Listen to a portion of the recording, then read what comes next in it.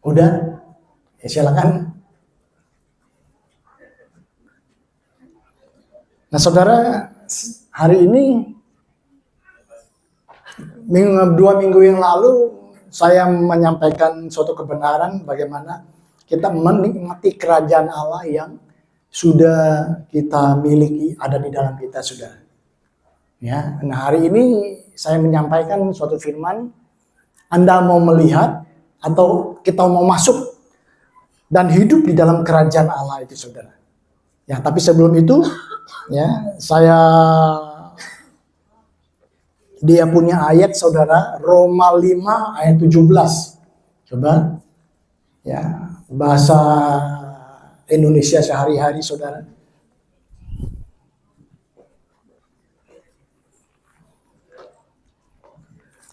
Berarti bahasa bisnya bisa nggak? Nggak ada.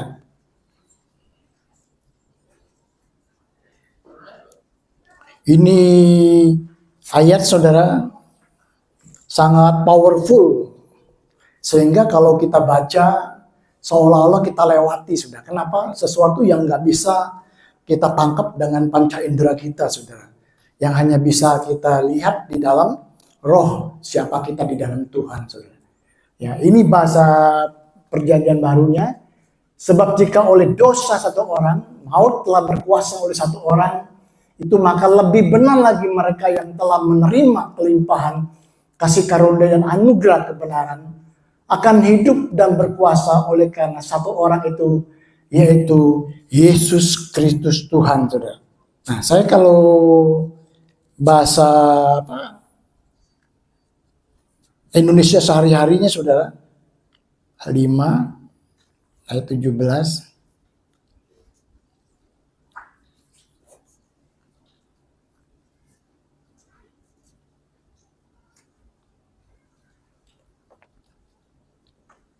Nah, saya berbicara seperti ini. Karena pelanggaran satu orang, kematian menjalar kemana-mana, melalui yang satu itu betapa lebih besar lagi akibat dari apa yang dilakukan oleh satu orang, yang lain yaitu Yesus Kristus. Melalui dia Allah melimpahkan rahmatnya kepada begitu banyak orang, dan dengan cuma-cuma memungkinkan mereka berbaik kembali dengan Allah. Mereka akan berkuasa di dunia ini melalui Kristus, saudara. Amin. Nah, saudara, saya, saudara, dulu punya anjing Chihuahua, saudara. Anjingnya kecil banget. Saya kemana-mana, saya bawa dia. Kecil sekali, saudara. Tapi sudah meninggal sekarang. Dia, karena dia genit, saudara. Dia cewek. Dia main ke anjing tetangga, anjingnya gede, saudara. Jadi dia satu cekok lehernya, satu pantatnya. Ini lihat, meninggal lain, saudara. Ya, itu anjing saya Chihuahua, saudaraku. Namanya Siren, saudara. Sorry kalau ada yang nama Siren. Soalnya anjing keren-keren, saudara. Ya. Ya. Dia ini galak, saudara. Galak. Kalau ada orang yang datang, waduh, bogong-bogong, kenapa? Dia mau jaga area dia, saudara. Tanpa rule itu, konsen saya mau pegang pasir, pernah digigit, saudara. Sampai dia telepon dokter, sampai bawa ke dokter suntik takutnya. Tapi anjing rumahan nggak mungkin, saudara. Dia galak, digonggongin, gitu, saudara. Tapi anjing itu tidak berkuasa bagi orang dewasa. Saudara. Kalau kita marah, kita gitu, dia kan, saudara.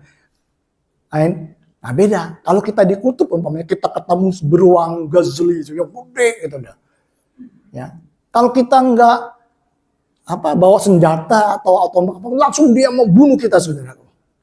Nah, ini ilustrasi, saudara. Nah, dalam kehidupan kita tahu ada suatu kuasa yang nggak bisa kita lihat, saudara. Dia selalu mau menggagalkan rencana Allah dalam kehidupan Anda dan saya. Dia selalu menggagalkan perjuangan kita untuk memajukan kerajaan Allah, saudara. Betul nggak? Nah, kalau itu terjadi, Anda bersikap seperti apa? Chihuahua, tapi akhirnya keok, menyerah, kalah, saudara. Atau seperti burung gojuli, buka pintu, wih, masalah, oke, lu boleh datang, amin. Tapi lu boleh jalan-jalan, tapi lu nggak boleh mampir di kepala gua. Apalagi burung itu kata ya, nggak boleh nggak masalah, tapi jangan dia berhenti bersarang, apalagi buang kotoran di kepala kita, saudara. Betul nggak, saudara? Amin. Jadi kita ngerti firman ini, Tuhan, Dia mempunyai kehendak dan keinginan Anda dan saya apa untuk memerintah di dalam kehidupan ini, saudara. Melalui anaknya Yesus Kristus, saudara. Yang sekarang, saudaraku, ada di dalam kehidupan Anda dan saya, saudara. Amin. Nah, Ibu sekalian kesaksian itu bagaimana dia menyadari bahwa Yesus ada di dalam diri dia. Bukan hanya hadir, dia ada di dalam kehidupan Anda dan saya. Dia selalu berjalan bersama Anda, dia menopang Anda, tapi ketika kita pergunakan otoritas itu, dan dia bekerja, saudara. Amin. Ketika kita berkata, berdoa sesuai dengan kebenaran dari firman Tuhan, saudara. Umpamanya, bilu-bilunya telah menyembuhkan aku, saudara. Itu doa Anda, itu bukan membuat Allah bergerak, saudaraku. Kenapa? Kesembuhan itu sudah ada di dalam kehidupan Anda dan saya. Ketika Anda berkata, bilu-bilu Yesus menyembuhkan aku, iman Anda bergerak, mengambil kesembuhan itu, sehingga termanifestasi dalam kehidupan Anda dan saya, saudara. Ada amin? Karena kuasa itu sudah ada dalam kehidupan Anda dan saya. Ya. Kita, Yesus Kristus yang ada di dalam kehidupan Anda. Nah, tapi sekarang timbul pertanyaan, saudara. Kalau mau jujur, saudara, waktu saya memperhatikan firman Tuhan ini, kalau kita secara jujur, saudaraku, paling tersulit dalam kehidupan kita, yaitu apa, saudara? Untuk mempercayai firman Tuhan. Betul. Kenapa? Karena firman Tuhan itu kadang-kala bertolak belakang dengan apa yang saudara kita hadapi hari ini, saudara. Ada amin? Betul nggak, saudara? Saya berdoa waktu mau menyampaikan firman Tuhan. Sulit untuk kita bisa mengerti, saudara. Tetapi, saudaraku, saya mau katakan, apapun yang Anda dan saya hadapi hari ini yang tidak baik, itu nggak permanen, saudara. Betul nggak?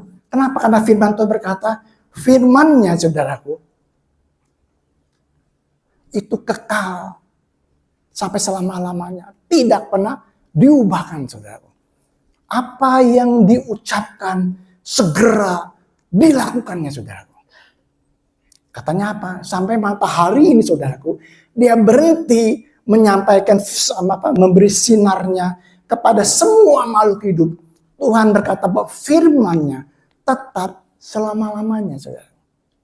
Amin. Nah, saya mau katakan, apapun keadaan Anda hari ini tidak permanen. Kenyataan akan tunduk kepada kebenaran, saudara. Ini bukan suatu omong kosong, ini suatu kenyataan, saudara. Amin. Suatu saat, saya lagi naik motor, saudara. Saya diingetin ketika anak-anak saya masih kecil, saudara. Waduh, bagaimana saya main mak-mak, saudara, lempar-lempar, saudara. Saya, yang orang tua pernah, saudara, ya, mak menteri, saya masih mak-mak sini. Tapi anak sekarang nggak mau main segituan, saudaraku. Adik saya punya cucu, saya tunggangnya begini, dia nggak mau. Maunya HP, nonton, saudaraku. Ya, memang beda generasi, saudara. Kita lempar, kita pegang anak. Wah, mereka senang, saudara, betul nggak? Tapi kemudian Tuhan ingatkan saya.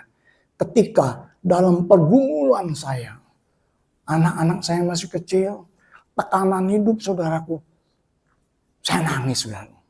Waduh, paling tersulit dalam kehidupan.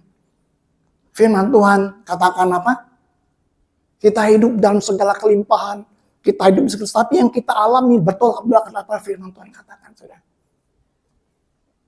Tapi Tuhan taruh dalam hati saya, kamu lihat, sampai hari ini, bahwa anugerahku selalu ada menyertai kehidupan engkau, saudara. Aku baru tahu hari ini, Allah turut bekerja mendatangkan kebaikan bagi setiap kita yang mengasihi Dia. Tapi tujuannya karena kita Anda dan saya, kitalah anak sulung dari Dia. Sehingga yang baik selalu ada dalam kehidupan Anda dan saya hari ini. Anda mulai review kehidupan Anda dulu, kehidupan sekarang, saudaraku. Benar, saya lihat saudaraku, bahwa anugerahnya selalu ada menemani kehidupan saya dan saya. Paulus berkata seperti itu, saudara. Tuhan bilang, cukuplah kasih karuniaku bagimu, justru di tengah kelemahan, maka kuasaku bekerja atas kehidupanmu, saudara. Amin. Dan hari ini, saudaraku, bukan saya aja, saudaraku. Saya lihat perjalanan daripada gembala saudara Pak Bagus, saudaraku. Sama. Tapi hari ini lihat di mana anugerah selalu ada dalam kehidupan dia. Dan saya percaya ada dalam kehidupan Anda dan saya hari ini, saudara. Kenapa? Karena kehidupan kita tidak dipengaruhi dengan situasi dan kondisi keadaan apapun, saudaraku. Allah memenuhi segala kebutuhanku menurut kekayaan apa di dalam Yesus Tuhan, saudara. Dia bahkan bisa memberi melebihi dari apa yang kita doakan dan kita pikirkan. Kenapa? Karena kuasanya ada di dalam kalian dan saya. Christ in you. He is complete in him, saudara. Bahasa Inggris, saudara. Dia komplit, segala kepenuhannya ada dalam kehidupan Anda dan saya. Dia menopang kehidupan Anda dan saya hari ini, saudara. Ada amin? Apa yang masih Anda lakukan? Kita mulai merubah pikiran kita. Kita mulai memahami siapa kita di dalam Dia. Siapa kita di dalam Roh, saudara. 2 Petrus 1 ayat 1 dan sampai 3, saudara.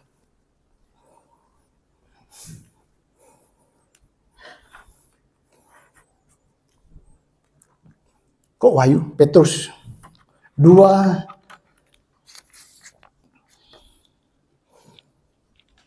Petrus 1 sampai 3, ya.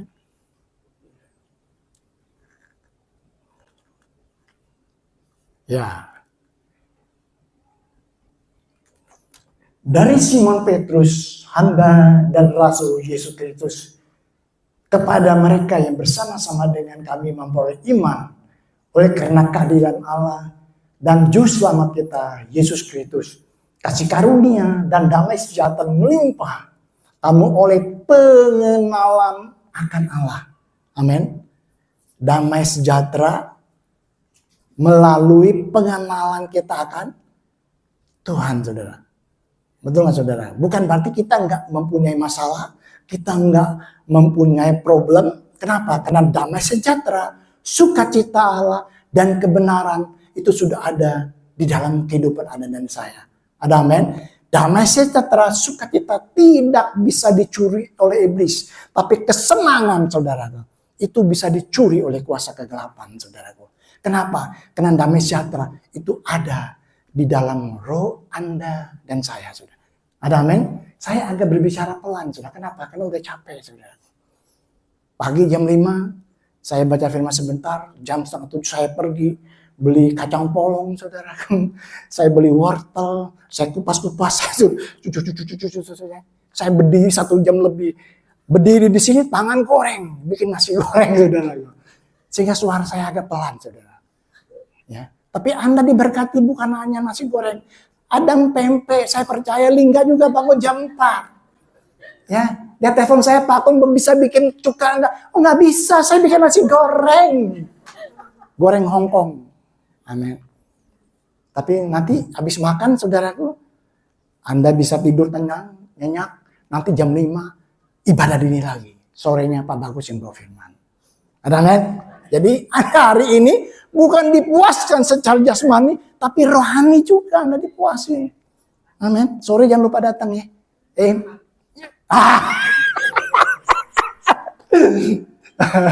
Sampai mana tadi firman? Melimpah oleh pengenalan dan aku Yesus Tuhan kita karena kuasa ilahinya telah menganugerahkan kepada kita segala sesuatu yang berguna untuk hidup yang saleh oleh pengenalan kita akan Dia yang telah memanggil kita oleh kuasanya yang mulia dan ajaib. Sebenarnya kuasa ilahnya telah dianugerahkan kepada kita dalam segala sesuatu, saudara.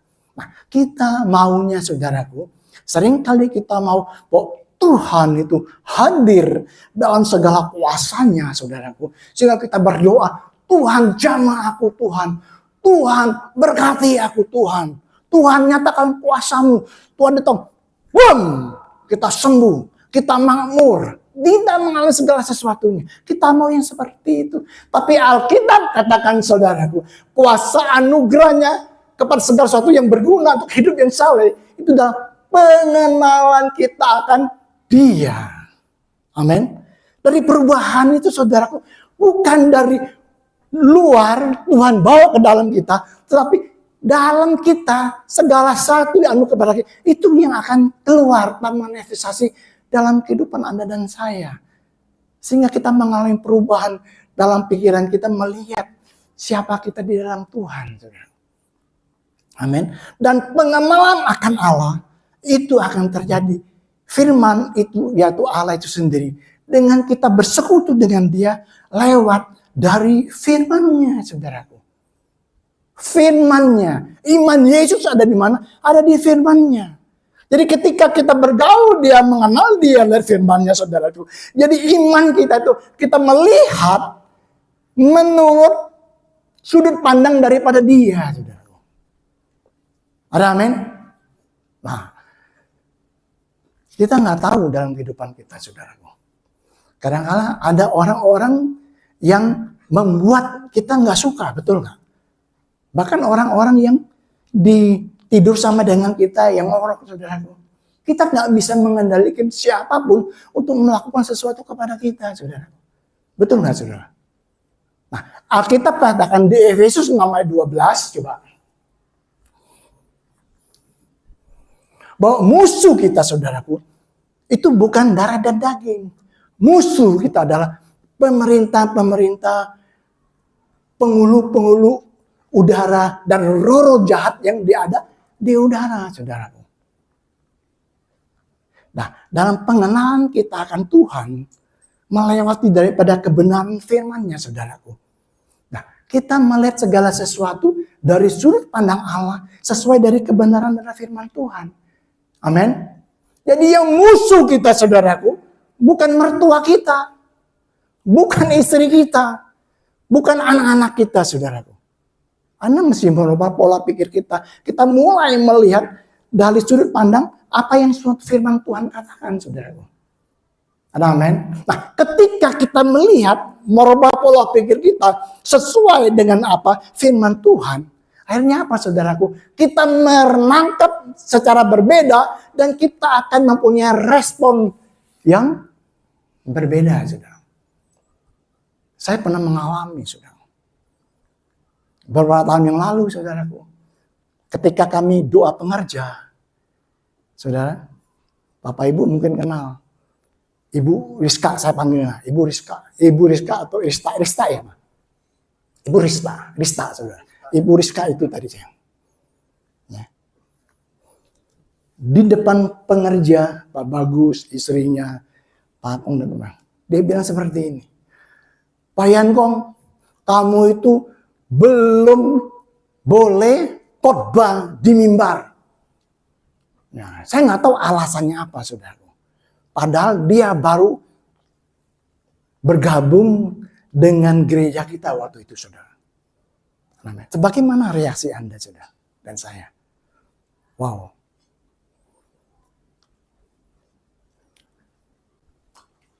Tapi saya tahu bahwa ini orang, dia punya masalah. Anaknya lagi sakit, saudara. Dan nggak tahu juga suaminya kemana, saudara. Amin. Tapi ketika saya mulai merespon dengan merubah pola pikir saya, saudaraku.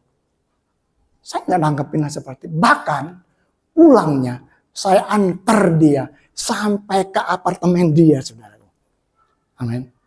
Tapi yang marah istri saya. Saya pikir bukan istri saja. Pak Bagus juga Ibu Engel pasti akan komplain. Wah, enak aja dia. Suami saya dibilang seperti itu di depan orang-orang. Bayangin, saudaraku, kalau orang bilang anak lo bodoh, tolol segala macam, bagaimana reaksinya? Oh, udah deh, gue habisin lu. Kenyataan, saudara, betul nggak? Gua habisin lu. Ngapain anak gua, apalagi suami gua yang ganteng begini, saudaraku. Diantar pulang lagi, saudaraku. Karena mendidik dia, saudaraku. Aku dimarahin dia, dimarahin sini. Mau gimana, saudara? Tapi karena saya punya respon yang benar, akhirnya saya bertindak benar. Justru saya timbul mengasihi dia. Kenapa? Dia lagi mengalami problem, saudaraku. Anaknya sakit, saudaraku. Dan suami yang kemana? Kadang-kadang Tuhan pakai orang lain untuk menyerangkan anak dan saya. Tapi ketika kita tidak mengerti, kita tidak mau bertemu di dalam pengenalan akan Tuhan, bertindak sesuai apa yang firman Tuhan katakan, akhirnya apa? Daging kita yang keluar. Betul? Lu gak tahu siapa gua. Gua ini jagoan jelambar, tau gak lu? Si Pitung, saudara. Tembak ngemempan. Siapa lu? Nah, amin, saudara. Tapi karena kita bertindak sesuai firman, saya bisa terima. Habis itu, kita tetap berjalan baik, saudara. Sampai nggak tahu dia masalah apa ini dikeluar. Amin. Itu suatu perubahan. Transformasi. Bukan transportasi, saudara. Ya. Transformasi. Kita mungkin bisa berbicara di sini. Karena tahun ini kita punya tema transformasi, saudara. Bagi saya no problem. Ada gereja lain bilang, tahun kelimpahan, yes okay. Tahun mujizat, yes okay. Tahun kesembuhan, oke, nggak ada masalah tuntunan. Tapi kita tidak boleh berfokus hanya kepada hal yang seperti itu. Kita mesti berfokus kepada siapa yang menciptakan segala sesuatu yang tema kita, saudaraku. Amin. Perubahan itu terjadi, mestinya itu terbuah dari penebusan kekal kita. Kita mesti mengerti gitu. Amin. Tapi saya yakin dan percaya ketika Anda mengerti, terus kita bertemu di dalam kasih karunia dan pengenalan kita akan Tuhan, kita mulai bertindak dengan kebenaran firman Tuhan. Saya yakin perubahan itu bukan usaha Anda. Itu akan terjadi dengan orang bilang Anda bodoh, orang maki-maki Anda. Yes, oke, gak ada masalah. Lu berurusan dengan Tuhan gue. Saya naik bajai, mungkin saya pernah cerita, saudara. Ibu-ibu yang marahnya bukan tukang bajainya, ibu di dalam itu. Goblok, tolol segala macam. Aku mau jawab, stop. Lu bilang gua bodoh, goblok, sama dong bilang Allah gua. Tapi ketika kita bertindak benar, kita lupa hal-hal yang seperti itu, saudara. Ada amin. Satu hal lagi. Ada teman saya di gereja, saudara. Sama-sama tim misi, saudara. Dia menjelek saya segala sesuatu, saudaraku. Sehingga kabar itu terdengar dari telinga saya, saudara. Saya mau telepon dia, minta maaf, saudara. Berkali-kali saya udah sampai di kantor saya, di kantor ruang kantor. Gua nggak salah kok, Tuhan, nggak salah. Tapi itu ganjalan loh, saya nggak bohong. Angkat, bermasalah. Akhirnya saya sekali bilang, Pak, kemarin waktu kita pergi mission trip, saya salah, saya minta maaf ya, Pak. Tapi ketika itu, damai, sukacita Allah itu mengalir memenuhi saya, saudara. Saya nggak peduli dengan dia. Walaupun dia masih membela diri dia benar. No problem, gak ada masalah. Tetap hubung kita jadi baik. Ada amin. Maka itu dalam keluarga Anda dan saya hari ini saya mau katakan, saudaraku, bahwa musuh Anda dan saya bukan suami Anda, istri yang kelihatan bawel segala macam. Atau suaminya, saudaraku. Bukan anak-anak kita. Ada suatu kuasa kegelapan yang coba menghalangi. Jangan tahan egomu, saudara. Anda pernah gak ribut satu hari gak ngomong? Saya pernah. Gak enak, saudaraku. Gak enak, jangan ikuti. Masa ketemu? Anak-anak curiga, papa mama pasti ada something wrong. Tapi tambah mesra juga. Ya, saudara. Kalau nggak di close, anaknya bisa 8. Anak saya 8, saudara. Waktu yang kelima, saudara. Ini jangan ketawa lu. Saya cuma sharing aja, curhat. Waktu operasi Brian, panggil saya, Pak, ada 3 lagi telurnya. Alhamdulillah, puji Tuhan, 8 saudara. Ya.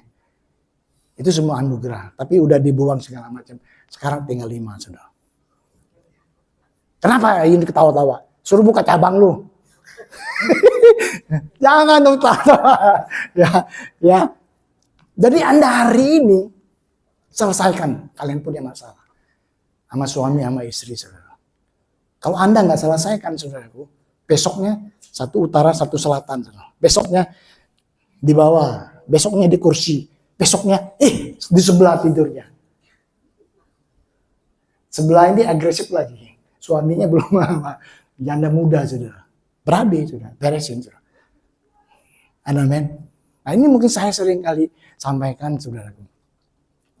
Tuhan mempunyai kehendak Anda dan saya, kita untuk memerintah di dalam kehidupan ini melalui kuasa anak Yesus Kristus, saudara. Memerintah atas emosi Anda, memerintah atas kehidupan apapun saat ini yang Anda alami, saudara. Ya. Jangan mau kita dibodohin. Saya pernah katakan bahwa ada satu ayat katakan, penderitaan yang kita alami saat ini tidak sebanding dengan kemuliaannya yang sudah ada di dalam Anda dan saya, saudara. Amin. Nah, ketika kita di surga, kita baru mengerti dan menyadari, aduh, aku dibodohin oleh kuasa kegelapan. Emosi gue meledak-meledak. Aku dibodohin. Aku hidup dalam segala kekurangan. Aku penuh dengan dosa. Aku dibodohin oleh kuasa kegelapan, saudara. Bukan kita pas-pasan masuk surga, enggak, saudara. Ada ratap tangis dan gertak gigi. Karena kita hidup di dunia ini. Kita tidak seperti apa yang Tuhan kehendaki. Anda tahu ketika di kayu salib dibilang tetelestai. Sudah selesai semuanya. Bukan keselamatan aja, saudaraku. Kemakmuran Anda, kebahagiaan Anda, damai sejahtera Anda, sukacita. Itu semua mengerti dan tidak memahami siapa kita di dalam Dia, apa yang kita miliki di dalam Dia, apa rencana Allah itu dalam kehidupan Anda dan saya. Yang kita fokus, apa yang mesti saya lakukan untuk Tuhan, saudaraku. Ingat waktu yang 2 minggu yang lalu ada seorang pria yang naik kapal pesiar, saudara. Kadang kita berfokus apa yang kita lakukan untuk Tuhan daripada kita mempercayai apa yang telah Tuhan berikan, yang sudah kita miliki di dalam Dia, saudara. Amin. Nah, sekarang timbul pertanyaan, saudara.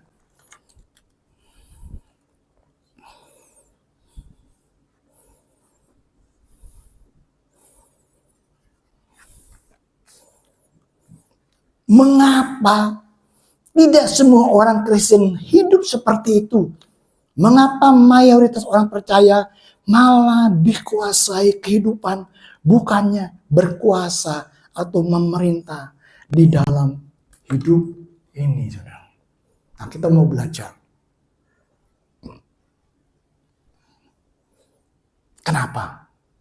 Apa penyebabnya, saudara? Karena kita jangan sampai kita dibodohin dengan ilah-ilah zaman hari-hari ini, sehingga kita salah menilai, salah memahami kematian Yesus di kayu salib, saudara. Kita hanya berfokus kepada keselamatan, kehidupan yang kekal, saudara. Tapi ternyata sampai hari ini anugerahnya selalu ada menemani kehidupan saya. Yaitu pelimpahan kuasa yang daripada Allah. Yang secara cuma-cuma diberikan kepada kita. Untuk kita mengatasi sesuatu yang tidak sanggup kita atasi dengan kemampuan kita sendiri, saudara. Coba Anda mulai lihat dan koreksi Anda. Seberapa berat, seberapa besar masalah yang Anda hadapi. Lihat, ada sesuatu kekuatan yang supernatural. Yang tanpa Anda sadari, Anda bisa lewatkan masalah itu. Amin. Maka Tuhan berkata seperti ini. Orang yang kaya itu sukar masuk kerajaan surga. Bukan berarti Tuhan menentang orang kaya kan, bukan saudara. Orang kaya itu orang yang tidak tergantung kepada anugerah Tuhan. Tapi sisi lain itu adalah orang miskin di hadapan Allah. Dia memiliki kerajaan Allah. Bukan dia miskin secara finansial, tetapi ketergantungan dia dengan anugerah yang daripada Tuhan dalam kehidupannya. Amin. Tuhan tidak menantang orang yang kaya. Kenapa orang yang kaya itu diangku? Dia merasa dia memiliki semuanya, saudaraku. Kepintaran, kepandaian, keahlian, uang, segalanya dia punya. Amin. Tapi Tuhan bukan menantang orang kaya, saudara. Tapi bagaimana ketergantungan orang itu kepada anugerah daripada Tuhan. Amin. Kenapa? Kita belajar. Coba Yohanes 3.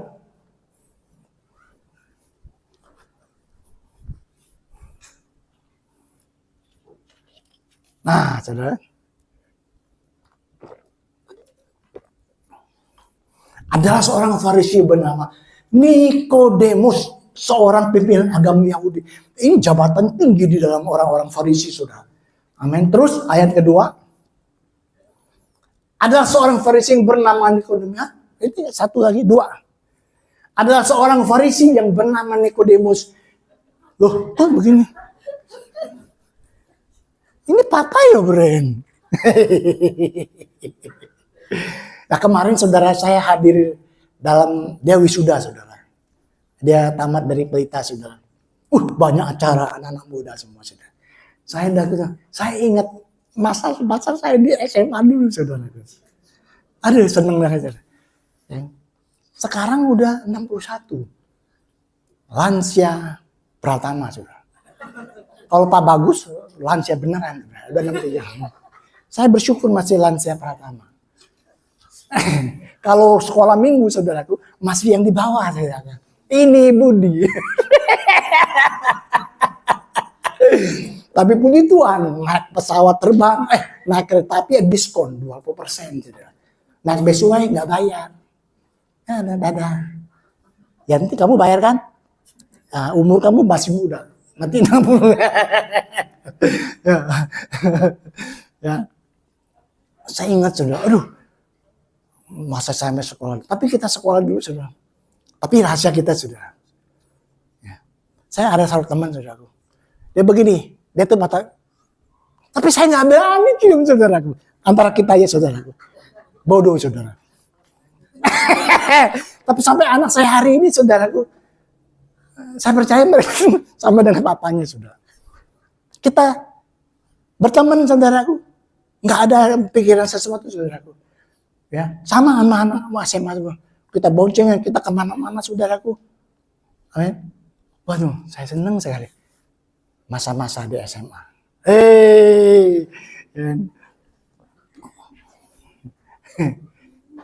Tapi nggak bisa kuliah. Bociana, anak 8 papa saya. Tapi SMA saya bersyukur, saudara. Amin. Dan saya bersyukur karena Tuhan punya tujuan sesuatu, saudara. Saya dulu mana mau ngomong-ngomong begini, saya tertutup begini. Amin. Tapi kena anugerah, saya bisa berbicara seperti ini, saudara. Ya.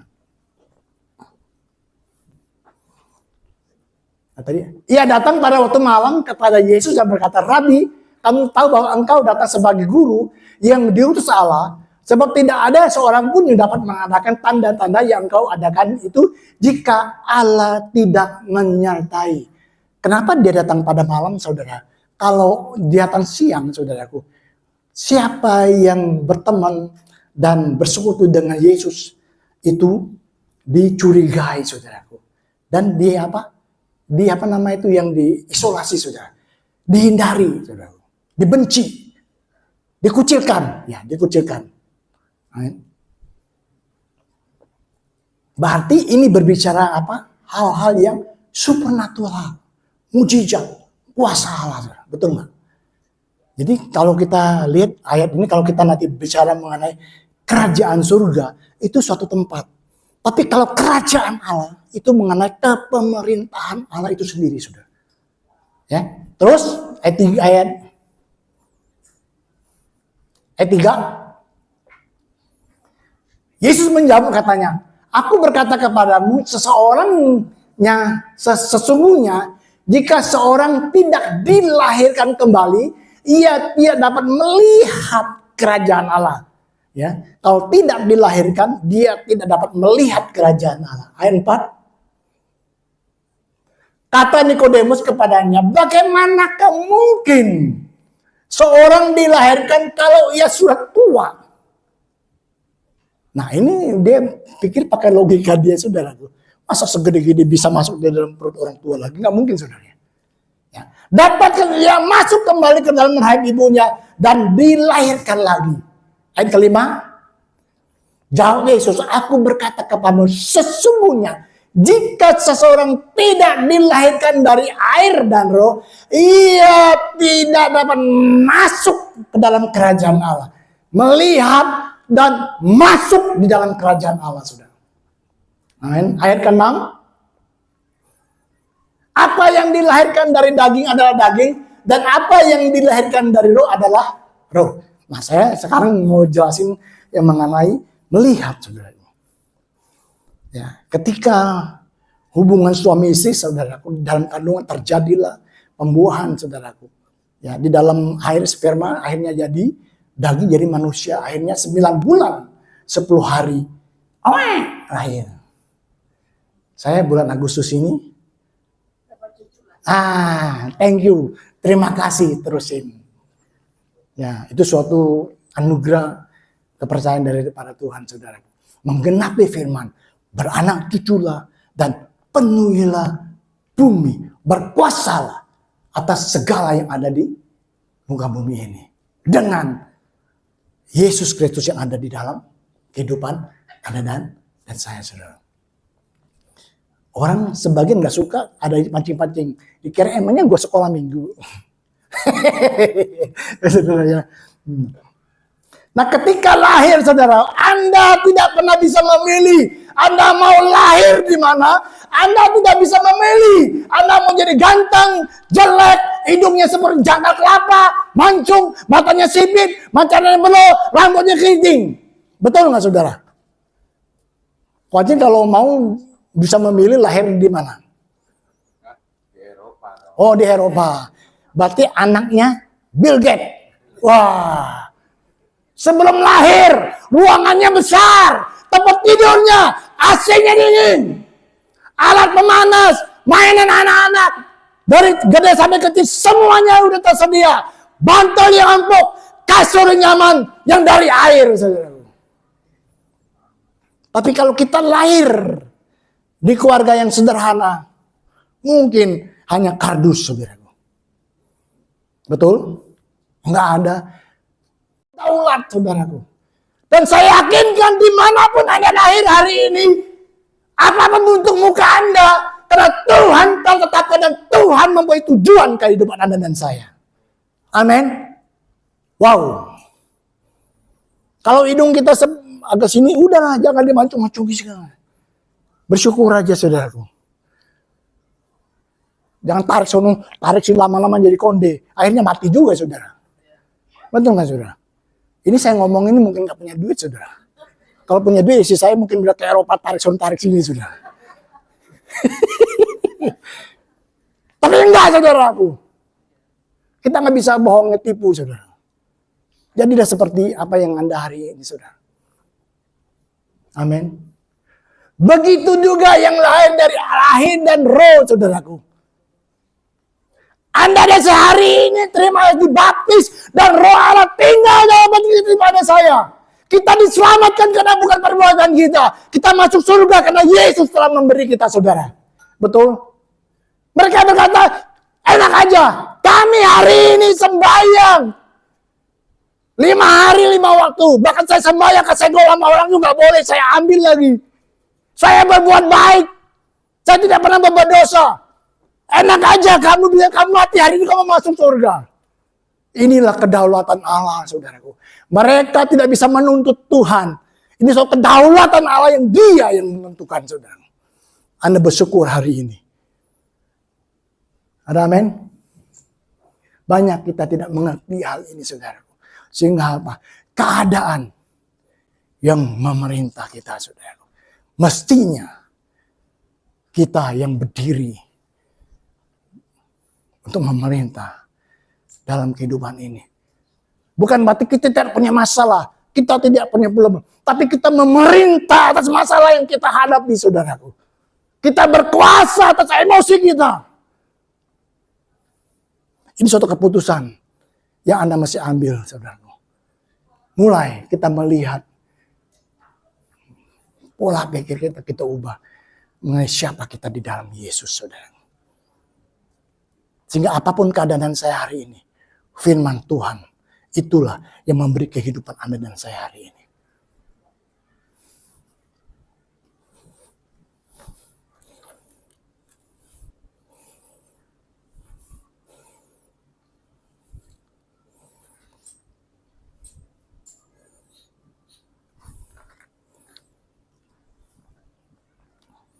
Yesus berkata, kepadaku telah diberikan segala kuasa, selalu wewenang untuk memerintah di surga dan di bumi.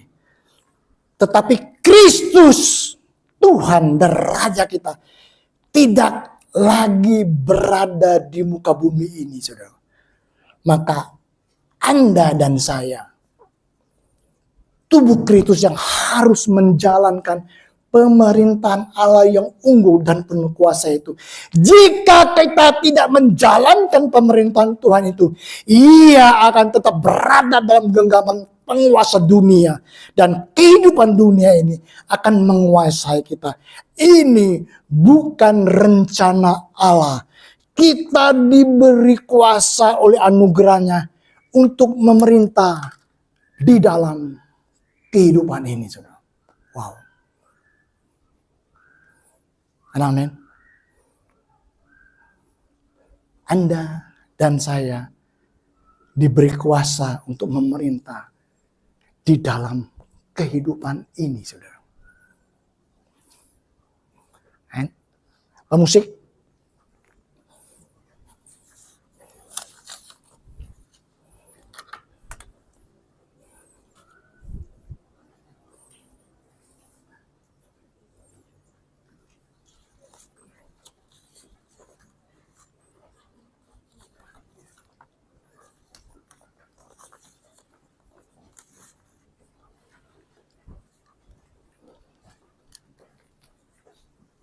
Sekarang Anda yang menentukan. Anda dan saya, kita mau menjadi seperti Nikodemus, saudaraku. Hanya melihat, saudaraku. Atau Anda mau menjadi seperti diri Anda saat ini, yang mengerti bahwa Roh Allah ada tinggal dalam kehidupan Anda dan saya, untuk memerintah dalam kehidupan ini. Mengalami kerajaan Allah yang sudah ada di dalam kehidupan Anda dan saya.